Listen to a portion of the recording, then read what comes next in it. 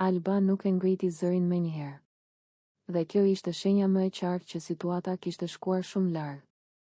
Ajo rinte përballë Limit me duart e mbledhura, shikimin e fiksuar, sikur po përpiqej të mos shpërthente. Në shtëpi kishte një lloj qetësie të rreme, ajo qetësi që vjen vetëm para stuhis. E di çfarë më dhem më shumë? Fillon ajo më në fund. Jo ajo që ndodhi, por ajo që lejoje të ndodhte. Limi përpiqet të flasë, por Alba nuk e lë. Tashmë fjalët i dalin njëra pas tjetrës, të mbledhura prej ditësh. Kur nuk jam mirë. Kur jam e ngarkuar. Kur më sheh që jam e mbyllur në vetvete, si ke mundur të lejosh që Benita, Dolce, Eliona të afrohen kaq shumë? Jo për xhelozi, Limi. Për respekt. Zëri i saj dridhet, por nuk thyet. Ajo nuk po qan. Kjo është zemërim i pastër, i ftohtë. Ti e di shumë mirë që unë nuk kam pasur forcë këto ditë. Dhe pikërisht atëherë ti zgjedh të jesh i qetë, i hapur, i afërt me të tjerat. Ndërsa mua më shikon nga larg. Limi merr frym thellë. Unë nuk kam bërë asgjë gabim, thot ai. Nuk kam kaluar kufi. Gabimi yt është se nuk i ke vënë kufit, ja pret Alba. Sepse kur një grua nuk ndihet mirë, burri që i qëndron pranë nuk shpërndahet. Qëndron. Edhe kur është e vështirë. Në atë moment, disa nga banorët e tjera ndalen, e ndjejnë peshën e debatit. Nuk është më një grindje çifti, është një përplasje vlerash. Limi mbledh supet. Unë jam shkuar për krah femrave të shtëpisë sepse këtu të gjitha janë në presion. Nuk kam dashur të përjashtoj askën. Alba qesh shkurt. Jo nga humori, nga zhgënjimi.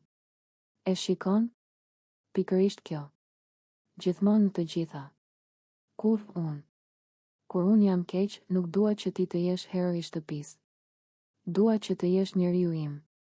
Heshtje. Një nga ato heshtje që zgjasin më shumë se fjalët. Ti ke qenë aty për të tjerat, vazhdon Alba. Ke dëgjuar, ke buzëqeshur, ke dhënë mbështetje. Ndërsa unë kam parë nga larg dhe jam ndjerë e tepërt. Sikur po kërkoja diçka që s'ma ke më borxh. Limi duket i ndarë mes mbrojtjes dhe f. Ai, nuk kam dashur të të lëndoj. Por e ke bërë, i thot ajo qetë. Jo me veprime të mëdha, por me mungesë. Debati nuk shpërthen. Ai zgjatet. Rrotullohet.